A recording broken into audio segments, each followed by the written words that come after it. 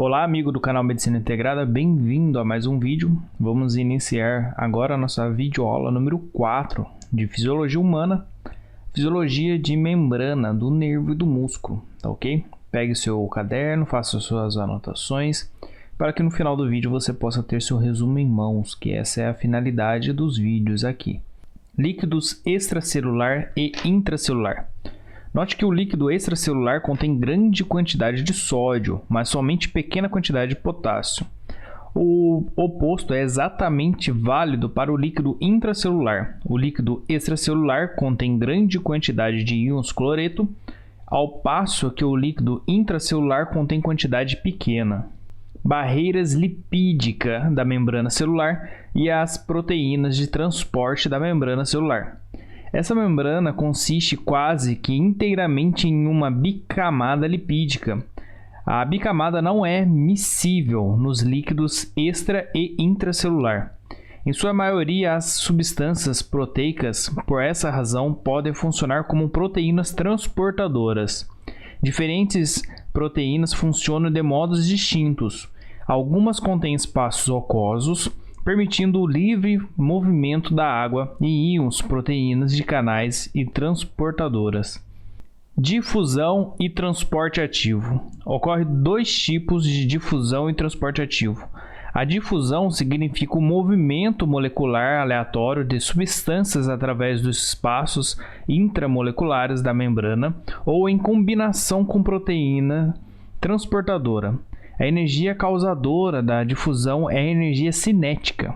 O transporte ativo é o movimento dos íons através da membrana em combinação com uma proteína transportadora. Requer fonte adicional de energia físico-química. Aqui ao lado tem a ilustração do desenho para vocês terem noção como ocorre. A difusão é a movimentação dessas partículas, o que físicos chamam de calor. O movimento nunca para a não ser abaixo de zero. A difusão através da membrana celular ocorre basicamente de duas formas, que seriam a simples e a facilitada.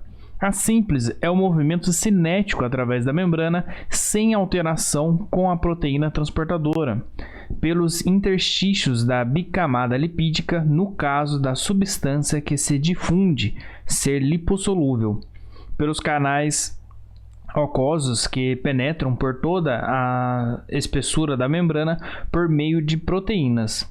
A facilitada requer uma proteína transportadora. Por meio de ligação química, abre-se os canais para a passagem de substâncias. Substâncias lipossolúveis através da bicamada lipídica.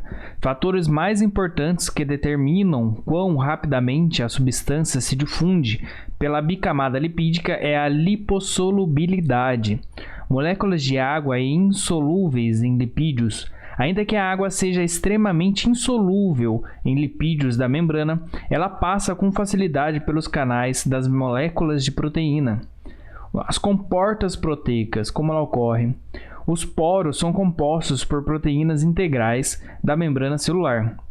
Por exemplo, poros proteicos denominados aquaporinas ou canais de água determinam a passagem de água pela membrana. Já foram encontrados pelo menos 13 tipos diferentes de aquaporinas.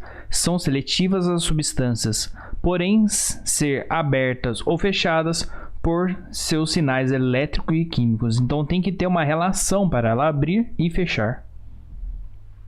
Permeabilidade seletiva.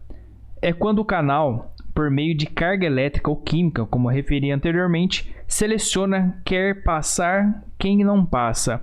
Um exemplo, canais de potássio têm afinidade 1000 vezes a mais com o potássio do que com o sódio. As comportas das proteínas, que são variações da voltagem, suas ligações químicas, reagem com potencial elétrico. O controle químico por ligantes, exemplo, o efeito dos canais de acetilcolina. Aqui do lado tem um exemplo para vocês, então fixem que é o mecanismo que funciona, ou é elétrico ou é químico. O estado dos canais aberto e fechado. Prestem atenção nisso, que isso é muito utilizado na nossa área. A maioria dos canais controlados por voltagens, observe que no canal conduz ou não conduz corrente elétrica, ou seja, é do tipo tudo ou nada. Essa placa de Planck, que para registrar a corrente iônica que influi pelo canal, ou seja, tem um gravador, né? E ela consegue medir a corrente iônica, que é a passagem elétrica que ocorre. A difusão facilitada, também conhecida como difusão mediada por transportador, difere da difusão simples. Na facilitada, a velocidade tende ao máximo. Aqui tem um gráfico que eu vou mostrar para vocês, que tem a difusão facilitada, que tende ao máximo, e a difusão simples, que ela é contínua. E aqui tem um exemplo para vocês com a passagem na proteína transportadora. Fatores que afetam a velocidade de difusão. A intensidade da difusão efetiva é proporcional à diferença de concentração através da membrana. A velocidade com que a substância vai se difundir para o lado interno é proporcional à concentração das moléculas do lado externo, porque essa concentração determina quantas moléculas atinge a parte externa da molécula a cada segundo. A fórmula está aqui para vocês. Efeito do potencial elétrico na membrana sobre a difusão dos íons, potencial de Nernst. A carga elétrica faz com que eles se movam através da membrana, mesmo que não exista diferença de concentração, para promover esse movimento, criando assim um gradiente elétrico através da membrana. O FEM, que é a fórmula eletromotriz, voltagem entre o lado 1 e o lado 2 na membrana com C1. É a concentração do lado 1, o C2 é a concentração do lado 2. Essa equação é extremamente importante para a compreensão da transmissão dos impulsos nervosos. Efeitos da diferença de pressão através da membrana. Pressão significa a soma de todas as forças das diferentes moléculas que se chocam com a determinada área da superfície em certo instante. A osmose é a difusão efetiva da água. A substância mais abundante que se difunde através da membrana celular é a água. Difunde nas duas direções, processo efetivo de movimento da água causado por uma diferença de concentração denominado osmose. Isso é muito importante lá na frente, que a gente vai entender muito a parte de semiologia, a parte clínica com essa matéria. O movimento da água que ocorre da esquerda para a direita, como aqui está ilustrado, ou seja, ocorre osmose da água pura à solução de cloreto de sódio. Pressão osmótica. A quantidade exata de pressão necessária para interromper a osmose é conhecida como pressão osmótica da solução de cloreto de sódio. Pressão osmótica causada por osmose de membrana semipermeável. Na fórmula é massa, velocidade menor, energias cinéticas médias. A osmose em mol. Osmolaridade é a concentração osmolar expressa em osmóis litro de solução. Transporte ativo. Quando a membrana celular transporta as moléculas ou íons para cima contra um gradiente de concentração ou para cima contra um gradiente elétrico ou de pressão, primeiro a energia é derivada diretamente da degradação do trifosfato de adenosina, o ATP, ou de qualquer outro composto fosfato com alta energia.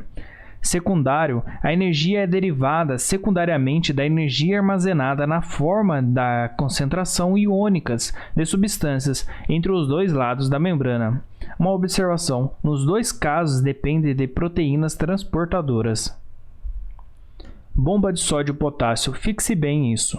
Transporte que bombeia íon sódio para fora da membrana e ao mesmo tempo bombeia potássio de fora para dentro. Essa bomba é a responsável pela manutenção das diferenças de concentração entre o sódio e o potássio. Contém 3 locais receptores para íon sódio na bomba e contém 2 locais receptores para íon potássio na porção externa, que a porção interna tem atividade de ATPase. A bomba de sódio e potássio é importante para o controle do volume celular. Transporte ativo primário dos íons cálcio. Íons cálcio são, nas condições normais, mantidos em concentração extremamente baixa no citosol intracelular de todas as células do corpo, vesiculares intracelulares na célula, como o retículo sarcoplasmático celular, musculares e mitocondriais. Transporte ativo primário dos íons de hidrogênio. Nas glândulas gástricas do estômago, nos túbulos distais finais e nos ductos coletores corticais dos rins. Energética do transporte. A quantidade de energia necessária para transportar a substância através da membrana é determinada pela concentração da substância durante o transporte. Aqui está a fórmula para vocês. Cotransporte e contratransporte. Cotransporte, a energia da difusão do sódio pode empurrar outras substâncias junto com o sódio através da membrana. E contratransporte, os íons sódio tentam outra vez se difundir para o interior da célula, devido ao seu grande gradiente de concentração. O íon sódio se liga à proteína transportadora, onde se projeta para o exterior da membrana, enquanto a substância a ser contratransportada se liga à projeção da proteína transportadora no interior da célula. Transporte de sódio dos íons cálcio e hidrogênio. Contratransporte de sódio e hidrogênio ocorre em vários tecidos. Exemplo, especialmente importante é o que ocorre nos túbulos proximais dos rins. Mais para frente teremos aulas específicas sobre isso. Transporte ativo através das camadas celulares ocorre através dos epitélios intestinais, túbulo renal, de todas as glândulas exócrinas, vesículas biliares, da membrana do plexo coroide do cérebro e de outras membranas. Aqui tem uma ilustração para vocês observarem e fazerem as suas anotações como ocorre. Curta e compartilhe nossos vídeos, dá muito trabalho fazer os nossos resumos e que vocês possam estar compartilhando com seus amigos e beneficiando eles também. Assim nós conseguimos levar mais e mais conhecimento aos nossos colegas. Muito obrigado, siga-nos também no Instagram e até o próximo vídeo.